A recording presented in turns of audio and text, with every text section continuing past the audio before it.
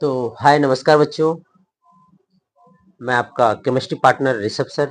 और आज फिर बस वही जो अपना सेशन चल रहा है जिसमें हम लोग solid state objective 2026 Bihar board के लिए पढ़ रहे हैं, बस उसी को लेके आए थे बच्चों। वैसे तो ये चैप्टर डिलीटेड है, इसमें ज़्यादा फोकस करना ठीक नहीं रहेगा, बट इसके बाद वाला जो चैप्टर सॉल्यूशन है, इलेक्ट्रोकेमिस्ट्री है, केमिकल काइनेटिक्स है, तो इसके ऑब्जेक्टिव्स बहुत इंपॉर्टेंट है। कुछ चीज इसमें और बताना है हमें, बस आगे बढ़ जाएंगे। ठीक है, आइए जरा देखते हैं।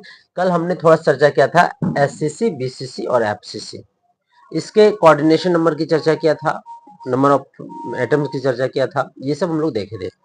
तो एक्चुअली क्या है, हमारा जो थोड़ा सा क्वेश्चन यहाँ से बनता है, जैसे हम बताए थे आपको कल कि r बराबर a/2 ये था रेडियस ऑफ एटम, परमाणु की त्रिज्या था।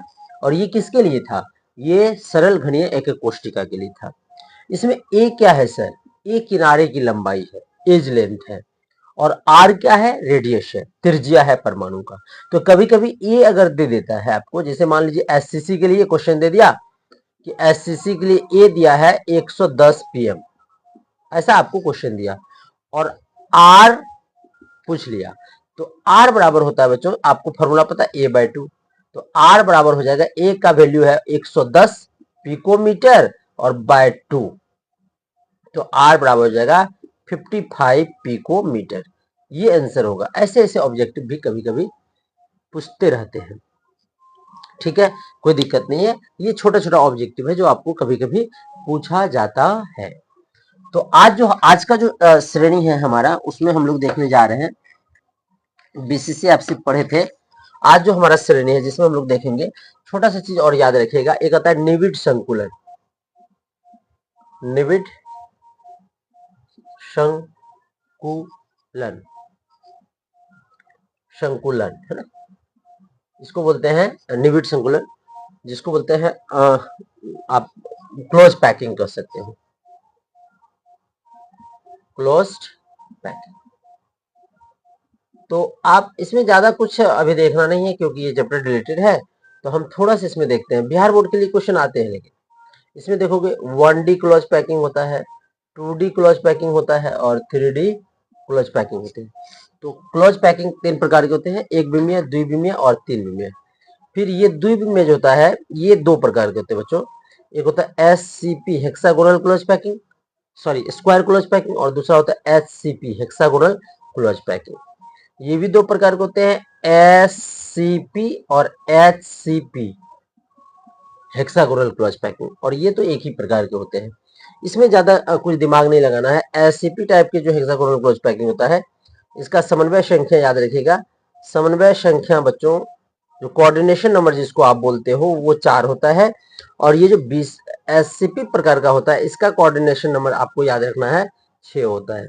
बस इतना याद रखना है, ज्यादा कुछ करने नहीं है, और इसमें ज्यादा पूछा भी नहीं जाता। इसके भी एससीपी होता है और एससीपी, तो इसके भी आपको थोड़ा थोड़ा बात याद रखना है कोऑर्डिनेशन नंबर के बेसिस पे। 6, 8, 6 और 12 इस टाइप का होता है। तो मेनली आपको ये 2 याद रखने हैं, एससीपी का और एससीपी का। एक बात थोड़ा सा याद रखिएगा, जो कुछ क्वेश्चन ऑब्जेक्टिव एग्जाम हॉल में पूछे जाते हैं, वो सब के लिए थोड़ा थोड़ा ये याद रखिएगा, और कुछ याद रखने की जरूरत है नहीं। एक और चीज देखना था आज, जो हमारे लिए बहुत डिफेक्ट, दोष होता है क्रिस्टल में, है ना।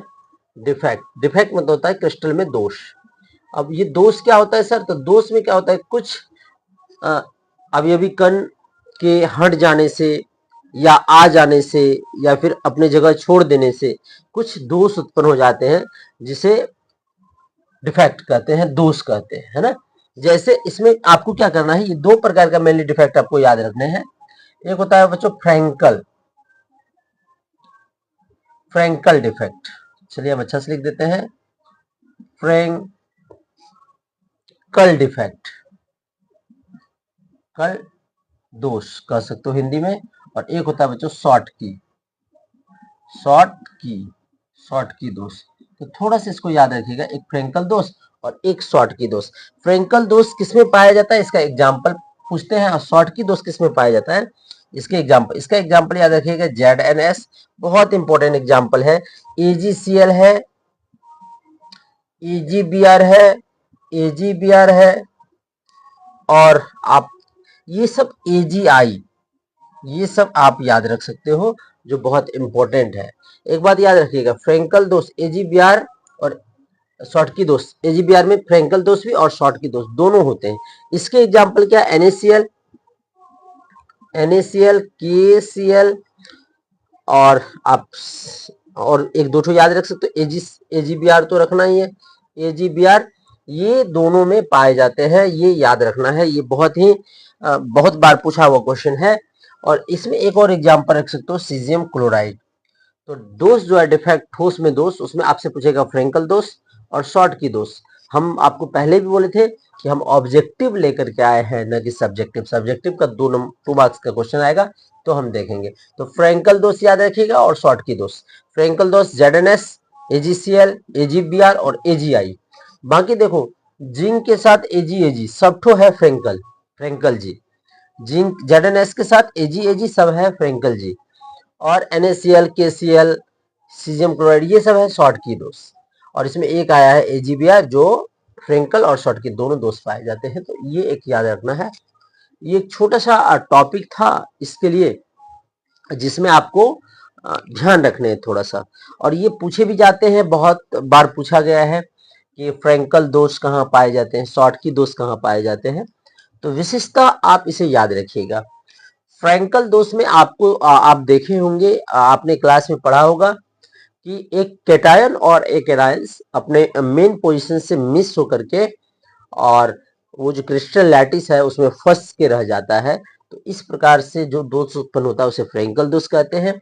और इसमें कैटायन और एनायन अपने निज स्थान से, जो उसके मेन पोजीशन होता है, वहां से क्या करता है, शॉर्ट हो जाता है। शॉर्ट मतलब गायब हो जाता है, विलुप्त हो जाता है। तो इस प्रकार के दोष को हम शॉर्ट की दोष कहते हैं।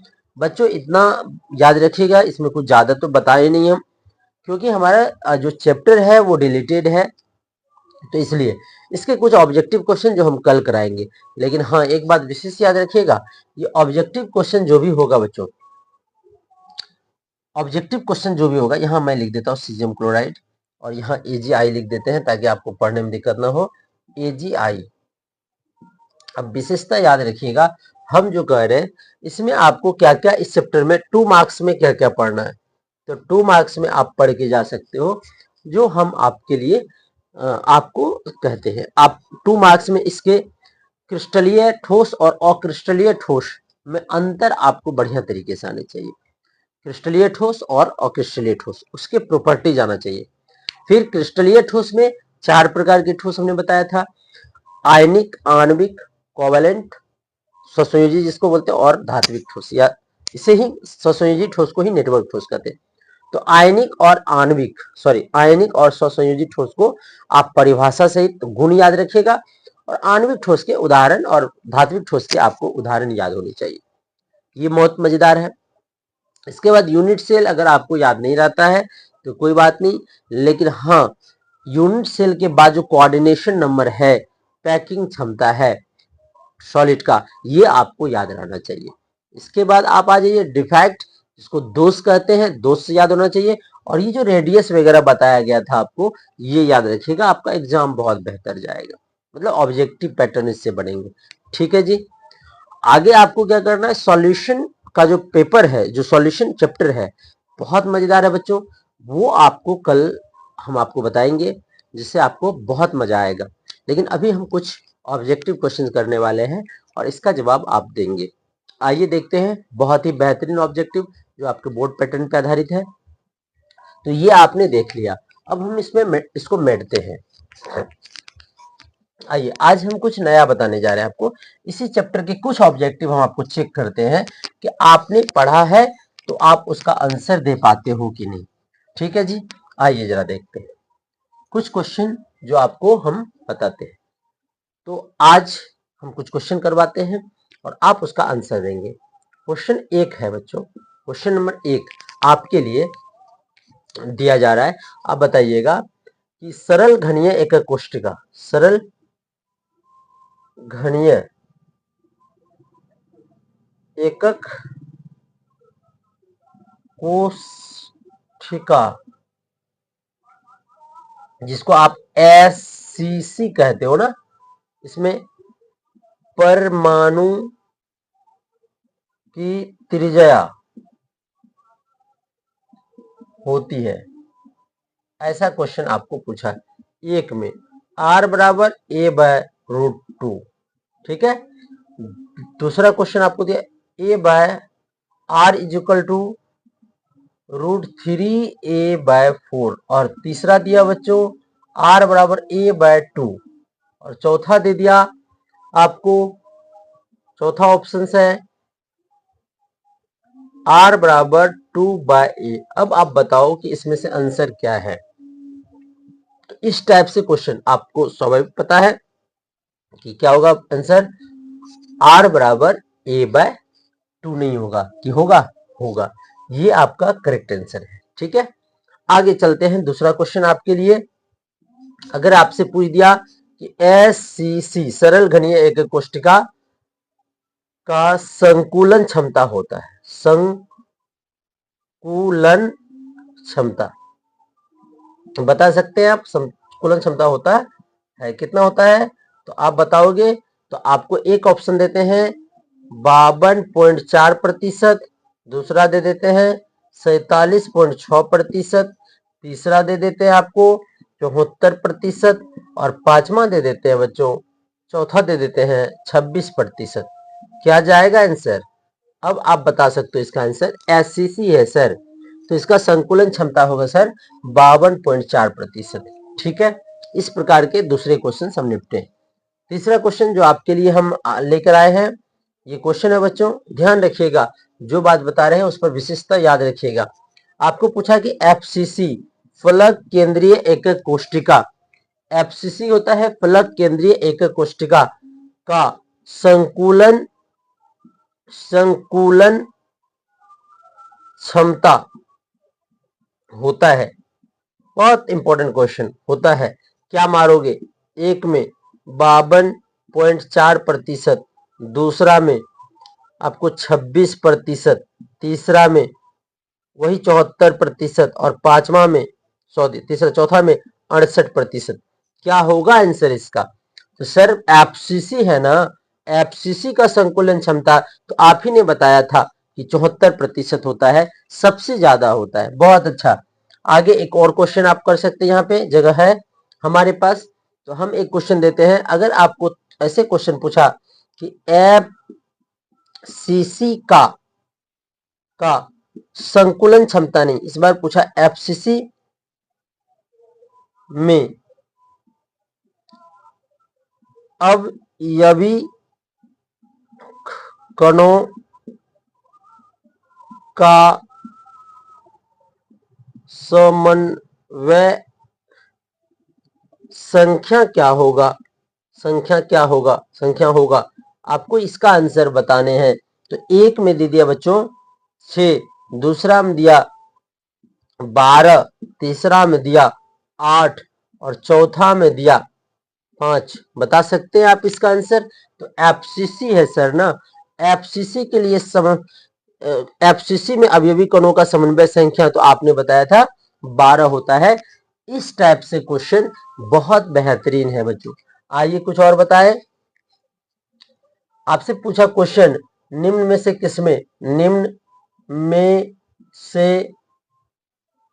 किसमें फ्रेंकल तथा